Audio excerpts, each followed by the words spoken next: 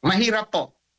Kung hindi aamin ang congressman, kung hindi aamin ang senador, kung walang testigo at yung public official, let's say yung taga DPWH, pag inamin niya kasi nakasabwat siya, conspirator siya, siguradong kulong siya. Pero pag hindi niya naman aminin at i-explain niya lang yung project, yan yung depensa niya. So paano natin makokonek? One way of finding out sana yung unexplained wealth o yung movement of funds, paano naman natin magagamit yon? May Data Privacy Act at Bank Secrecy Law. Yan yung sinasabi ko. So you need an oral testimony, you need an actual witness, or you need an entrapment to have a successful conviction. One example, yung kaso ni Napoles, di ba? Contractor yun si Napoles. Meron na siya several conviction. Nung umpisa, kung maalala natin dati, ang daming pangalan na nadamay sa kanyang mga activities. Pero yung tanong natin, iilan lang ba ang na-convict o iilan lang ba ang nakasuhan sa kaso ni Napoles? O yung dating sinasabi nating pork barrel. That is a very good example na yung sa tingin ko sa mga nangyayari ngayon, if there are ghost projects or if there are projects that did not follow specification, yung talagang matatamaan dito ay contractors plus DPWH. Possible ho ba? Nakikita niyong may conspiracy dito? May sabwatan ba sa kasong ito ni Congressman Leviste versus itong si District Engineer ng DPWH sa Batangas? Dapat yung investigador natin mapasabi sa kay engineer kung meron siyang conspirator and probably offer him plea bargaining para mapababa ang kaso niya. So ang potential nga kasabwat nito ay mga contractors. Now, hindi natin masabi na may kasabwat na congressman kasi yung congressman mismo na balita natin pinakamayaman sa Congress ay siyang nagbunyag. So, yan yung sitwasyon sa kaso na yan. Depende, each case, may kanya-kanyang datos, may kanya-kanyang impormasyon, iba-iba ang handling sa kaso. Opo, pero challenging ho ba o mahirap ho bang matukoy na yung isang congressman baga involved sa isang kontrata? Kasi maraming nagsasabi, maraming mga kongresista ay may mga kaibigan o kasabwat na mga kontraktor na nakakatanggap ng mga flood control projects. Pero ang tanong, may ebidensya ba? Paano po yan? Mahirap po bang patunayan po yan? Mahirap po. Kung hindi aamin ang congressman, kung hindi aamin ang senador, kung walang testigo, at yung public official, let's say yung taga DPWH, pag inamin niya kasi nakasabwat siya, conspirator siya, siguradong kulong siya.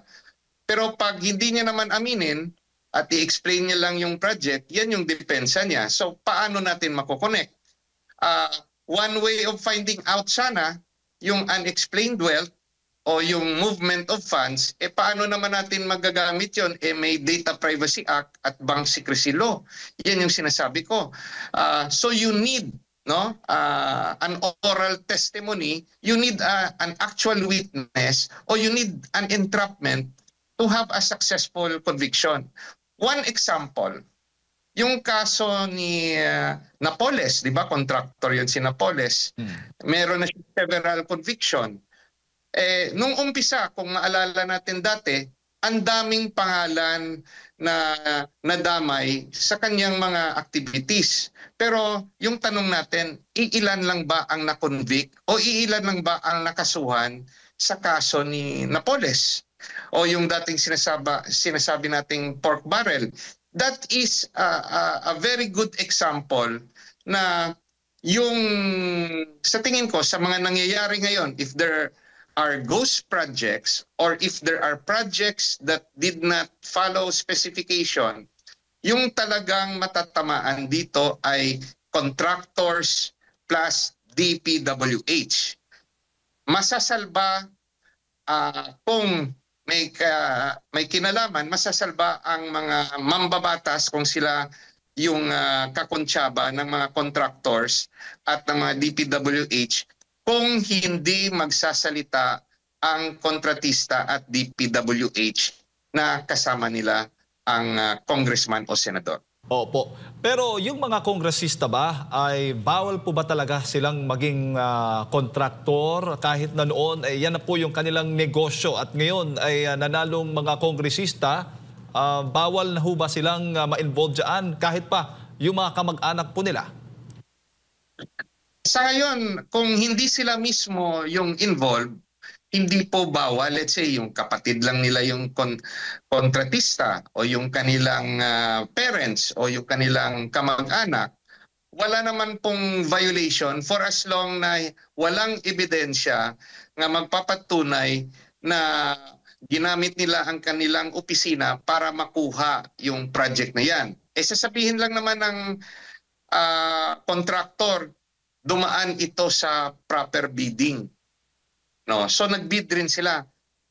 Yung isa rin nakita kong problema sa natin ngayon at ito systemic, sa tingin ko po depektibo ang yung yung laws natin sa procurement. Depektibo. Ginawa nilang masyadong technical para ma-disqualify yung mga gustong mag-participate o hindi makakwalify para paulit-ulit lang manalo yung dati ng mga kontratista. So they made it so difficult.